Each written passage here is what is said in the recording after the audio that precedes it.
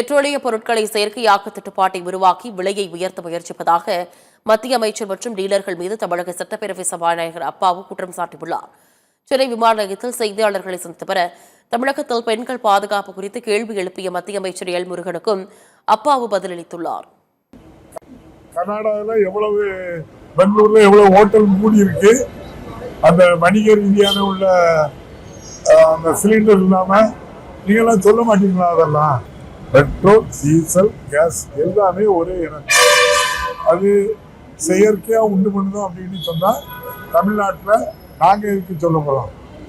நீங்க அதுக்குள்ள அமைச்சர், ஒன்றிய அமைச்சர், அந்த டீலர் அவ்வளவு பேரும் அவங்களுடைய ஆட்கள், அவங்க ஒரு முயற்சி பண்ணி செயற்கை தட்டுப்பாடை உருவாக்கி விலை அதிகமா விற்கிறதுக்காக பார்க்கலாம்.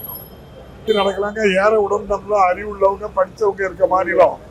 அதனால ஏன் எதுக்குன்னு கேட்கறதுனால இங்கெல்லாம் கொள்ளையடிக்க முடியாது.